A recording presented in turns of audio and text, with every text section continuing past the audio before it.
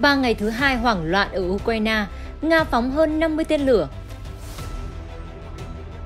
Nga tuyên bố đánh bật nỗ lực tiến công của Ukraine ở Kherson, khẳng định hơn 2.500 lính Ukraine bị tiêu diệt trong một tuần. Mảnh vỡ tên lửa từ Ukraine bay sang không phận nước hàng xóm. AP đưa tin, Nga có thể đang chiêu mộ cựu lính đặc nhiệm Afghanistan do Mỹ đào tạo để đưa tới chiến đấu ở Ukraine. Tin tức khác, nạn nhân thiệt mạng trong thảm kịch Itaewon tiếp tục tăng. Người trẻ tập trung đông đúc trong lễ Halloween ở Shibuya, Nhật Bản. Tất cả sẽ được cập nhật ngay sau đây.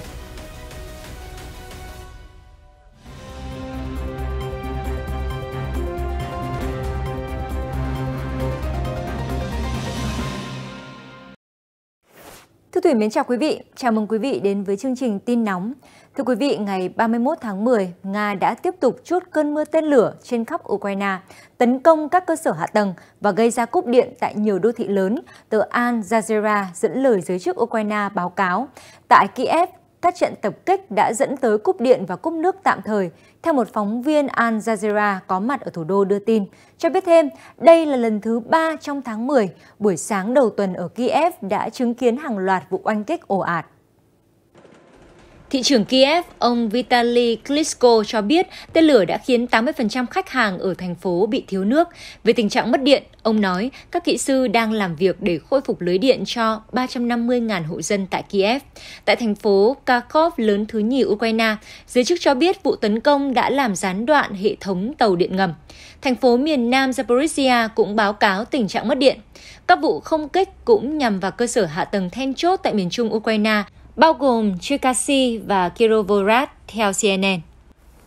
Chánh văn phòng Tổng thống Ukraine, ông Kyrylo Tymoshenko viết trên Telegram rằng Nga đã phóng hơn 50 tên lửa hành trình với tổng cộng 44 tên lửa bị bắn hạ, nghĩa là tỷ lệ phóng không hiệu quả lên tới khoảng 90%. Tờ Al Jazeera nói thông tin này chưa thể kiểm chứng và phía Nga cũng chưa đưa ra con số cụ thể. Tổng thống Nga Vladimir Putin ngày 31 tháng 10 khẳng định vụ tập kích là một phần trong sự phản ứng của Nga đối với vụ tấn công cảng Sevastopol.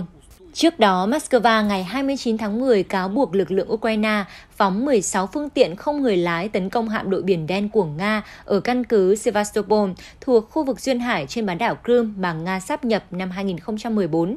Giới chức Nga cáo buộc vụ tấn công nói trên là hành động cực đoan do Ukraine tiến hành với sự giúp sức của chuyên gia Hải quân Anh. Phía London đã bác bỏ lời tố cáo này.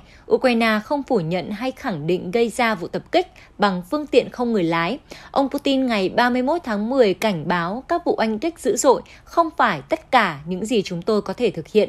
Theo Al Jazeera, Nga đã thực hiện nhiều đợt oanh kích nhằm vào cơ sở năng lượng trên khắp Ukraine.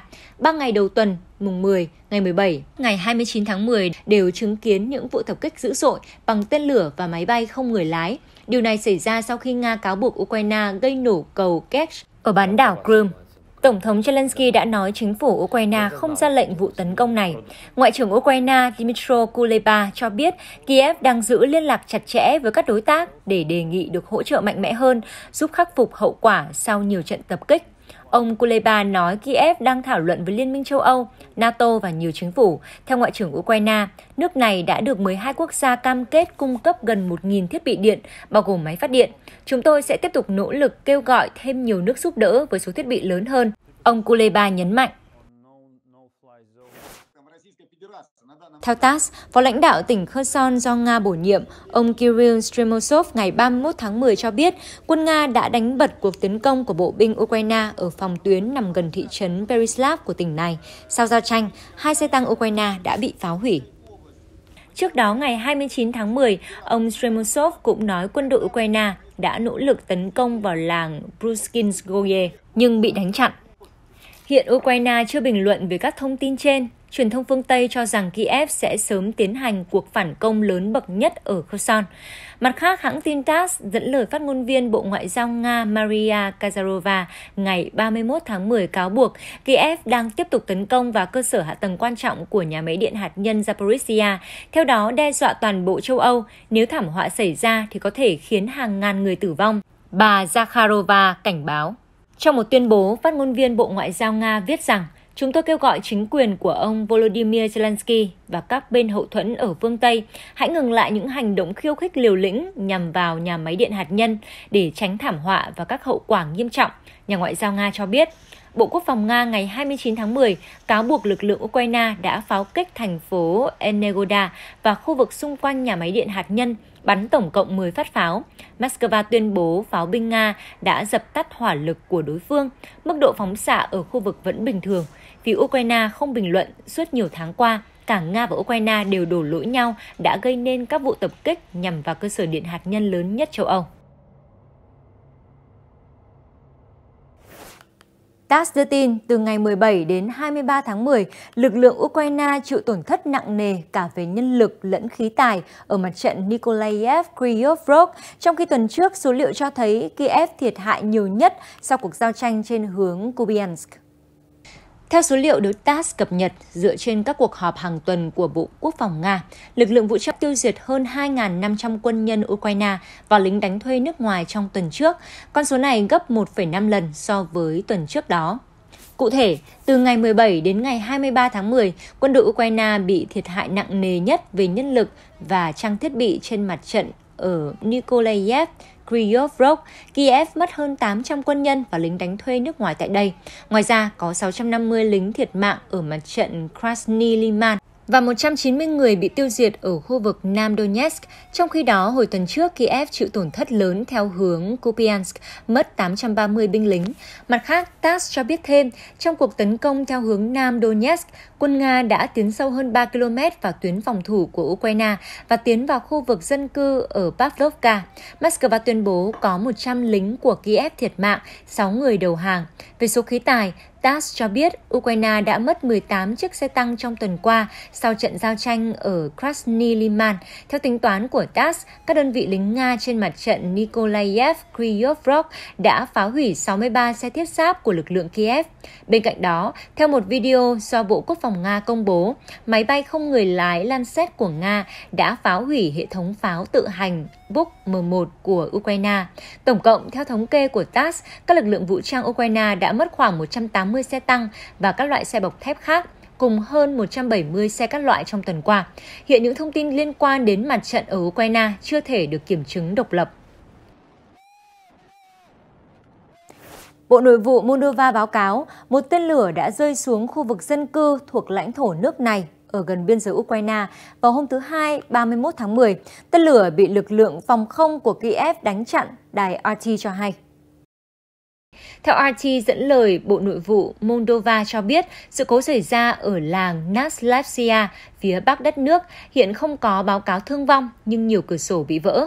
Cơ quan chính phủ Moldova dẫn báo cáo từ giới chức Ukraine nói rằng Nga đã thực hiện vụ tập kích ở gần nhà máy thủy điện trên sông Dniester, cách ngôi làng của Moldova khoảng 10 km theo hướng Tây Bắc.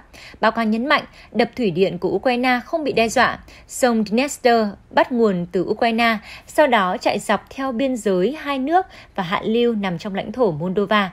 Bộ Quốc phòng Moldova cam kết điều tra chi tiết vụ việc. Họ chưa phát hiện bất kỳ hành vi nào vi phạm không phận Moldova, cho biết thêm rằng các mảnh vỡ tên lửa quá nhỏ để radar có thể phát hiện. Theo RT, vào tháng 3, một máy bay không người lái trong xung đột Nga-Ukraine cũng đã rơi xuống thủ đô Skratia sau khi bay ngang qua không phận Romania và Hungary.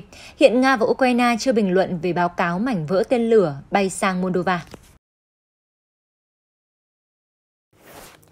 Hãng tin AP dẫn lời 3 cựu tướng Afghanistan mới đây cho rằng các binh sĩ đặc nhiệm Afghanistan chiến đấu cùng lực lượng Mỹ và sau đó bay sang Iran để tránh cuộc rút lui hỗn loạn hồi năm ngoái, hiện đang được quân đội Nga tuyển mộ để tham chiến ở Ukraine.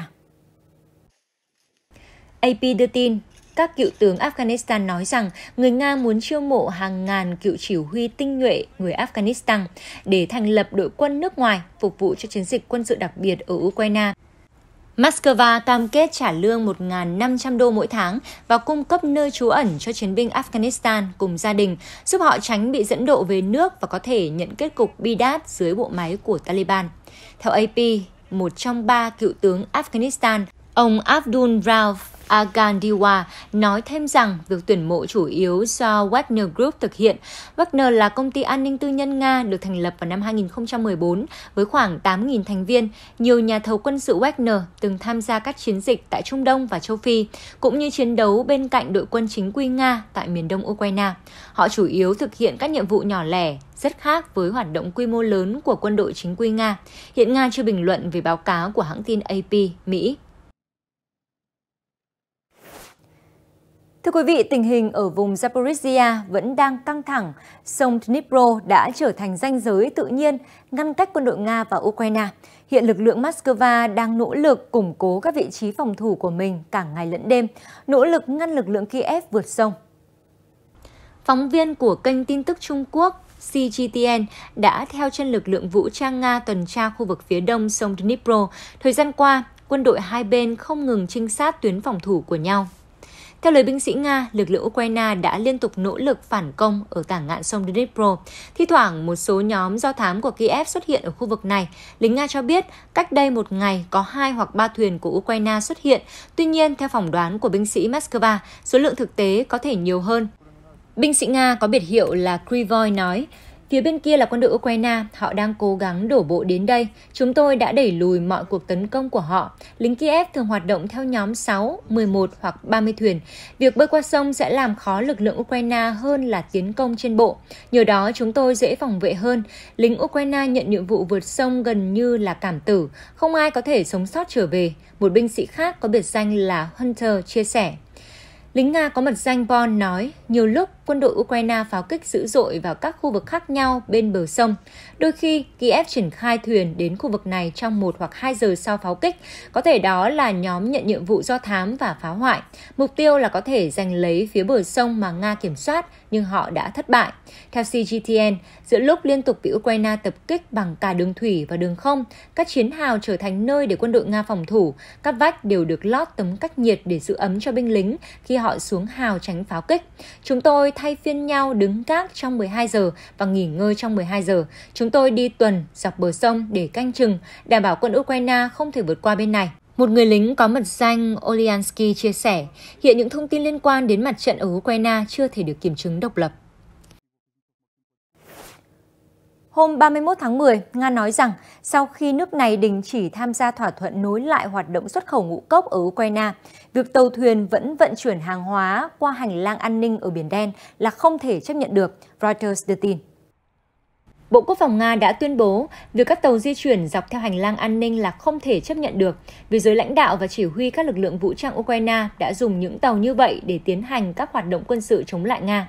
Moscow nhấn mạnh, trong điều kiện hiện tại, không thể đảm bảo an ninh cho bất kỳ phương tiện nào di chuyển qua hành lang nói trên, cho đến khi Ukraine chấp thuận các yêu cầu bổ sung là không được sử dụng tuyến đường này cho mục đích quân sự. Nga lưu ý, nước này không rút khỏi mà chỉ đình chỉ tham gia thỏa thuận nối lại hoạt động xuất khẩu ngũ cốc mà Thổ Nhĩ Kỳ và Liên Hợp Quốc làm trung gian. Hồi cuối tuần trước, Moscow tuyên bố đây là phản ứng trước việc Ukraine dùng máy bay không người lái tấn công hạm đội Biển Đen của nước này. Kiev đã phủ nhận cáo buộc. Bộ Quốc phòng Nga không nêu rõ Moscow sẽ làm gì nếu các tàu tiếp tục hoạt động trên hành lang an ninh. Phát ngôn viên của chính quyền quân sự ở Odessa cho biết, hôm 31 tháng 10, tàu chở 354.500 tấn nông sản của Ukraine đã rời cảng theo thỏa thuận ngũ cốc, bất chấp thông báo của Moscow. Cùng ngày, Điện Kremlin tuyên bố nếu không có cam kết đảm bảo an ninh của Nga, thỏa thuận ngũ cốc trở nên khó khả thi, đầy rủi ro và nguy hiểm. Tổng thống Ukraine Volodymyr Zelensky đã cáo buộc Moscow gây áp lực cho thế giới bằng cách rút khỏi thỏa thuận. Tình hình bán đảo Triều Tiên lại nóng lên sau khi Mỹ và Hàn Quốc khởi động cuộc tập trận không quân lớn bậc nhất từ trước đến nay.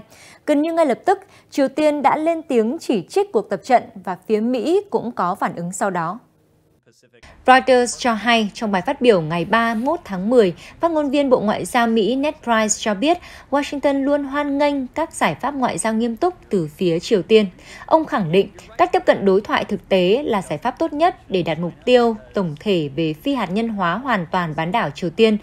Tất nhiên, Mỹ muốn Triều Tiên tham gia một cuộc đối thoại nghiêm túc và thực chất về vấn đề này. Cho đến nay, Mỹ vẫn chưa đưa ra điều kiện tiên quyết nào cho quá trình đối thoại. Trong phát biểu cùng ngày, Triều Tiên yêu cầu Hoa Kỳ và Hàn Quốc ngừng các cuộc tập trận quân sự quy mô lớn. Triều Tiên gọi đây là hành động khiêu khích có thể khiến Bình Nhưỡng thực hiện các biện pháp mạnh mẽ hơn. Trước đó, cũng trong ngày 31 tháng 10, Mỹ và Hàn Quốc khởi động cuộc tập trận không quân lớn bậc nhất từ trước đến nay với tên gọi Vigilant Storm. Cuộc tập trận có sự tham gia của 240 máy bay và kéo dài đến ngày 4 tháng 11. Thưa quý vị, liên quan vụ sập cầu Thương Tâm ở Ấn Độ, Thủ tướng Narendra Modi đã tổ chức họp báo hôm 31 tháng 10 và công bố khoản tiền hỗ trợ cho gia đình các nạn nhân. Reuters cho biết trong cuộc họp báo về thảm kịch sập cầu tại thị trấn Morbi, Thủ tướng Narendra Modi đã công bố khoản tiền hỗ trợ là 200.000 rupee cho các nạn nhân thiệt mạng. Các nạn nhân bị thương sẽ nhận được khoản hỗ trợ là 50.000 rupee. Theo Reuters, các nhà lập pháp cũng cho biết trong ngày 1 tháng 11, ông Narendra Modi có kế hoạch thăm thị trấn Morbi, nơi xảy ra thảm kịch. Trước đó, trong một sự kiện ăn mừng lễ Diwali và Chhath Puja tối ngày 30 tháng 10, khoảng 400 người đã tập trung trên một cây cầu bắc qua sông Machu. Cây cầu bất ngờ sập xuống khiến cho mọi người rơi xuống nước từ độ cao khoảng 10 mét. Sự việc khiến cho 141 người thiệt mạng và sau quá trình điều tra, cảnh sát Ấn Độ đã bắt giữ 9 người trong ngày 31 tháng 10, bao gồm cả nhân viên bán vé và nhà thầu phụ trách công tác bảo dưỡng cầu. Thưa quý vị, số nạn nhân qua đời trong sự kiện Halloween thảm khốc ở Itaewon, Hàn Quốc tiếp tục tăng lên. Trong khi đó, giới trẻ vẫn đón mừng dịp lễ hội này ở thủ đô Tokyo, Nhật Bản, hãng tin Reuters ghi nhận. Giới chức Hàn Quốc ngày 1 tháng 11 cập nhật, số nạn nhân thiệt mạng trong thảm kịch ở Itaewon đã tăng lên 156 người. Tổng thống Hàn Quốc Yoon suk yeol kêu gọi một cuộc điều tra triệt để và giới chức đang tập trung vào nỗ lực mô phỏng hiện trường thảm kịch. Khi dòng người đi chơi lễ Halloween mắc kẹt trong một con hẻm nhỏ, dốc thuộc khu vực Itaewon sầm uất, nhà điều tra cũng đang làm rõ liệu có ai phải chịu trách nhiệm cho hành vi xô đẩy, gây ra tình trạng chèn ép, nghẹt thở và dẫn tới hậu quả thảm khốc này. Hàn Quốc ngày 29 tháng 10 đã bắt đầu tuần lễ quốc tang tưởng niệm các nạn nhân, với đa số là người trẻ. Cảnh sát Nhật Bản ngày 31 tháng 10 đã tăng cường an ninh khu vực vui chơi náo nhiệt Shibuya của thủ đô Tokyo. Đây cũng là nơi tập trung rất đông người vào dịp lễ hội như Halloween. Trước dịch Covid-19, nhiều người trẻ thường hóa trang và hòa vào không khí lễ hội ở Shibuya. Cảnh sát chống bạo loạn cầm loa phát thanh, được người địa phương gọi là cảnh sát DJ, đã được triển khai để điều tiết dòng người đi bộ đông đúc. Cảnh sát đã đảm bảo an ninh dọc các tuyến đường, dự đoán người dân sẽ tập trung đông hơn trong năm nay do các quy định ngăn Covid được nới lỏng đáng kể so với năm ngoái. Hiện giờ người đi bộ được yêu cầu không dừng lại lâu ở một khu vực để chụp hình hay quay video. Cảnh sát phường Shibuya hôm 31 tháng 10 đã có văn bản chia sẻ nỗi đau với Hàn Quốc và yêu cầu người dân hạn chế tập trung ở các khu vực lễ hội đông đúc, cảnh báo sự cố cũng có thể xảy ra ở Shibuya. Dù vậy, giới trẻ chủ yếu là thiếu niên và thanh niên độ tuổi 20 vẫn hào hứng vui chơi trong lễ hội do không còn phải tuân thủ nhiều biện pháp chống Covid-19 nghiêm ngặt. Một học sinh 16 tuổi chia sẻ, em nghĩ mọi chuyện sẽ ổn nhưng em sẽ tránh khu vực Shibuya để đảm bảo an toàn.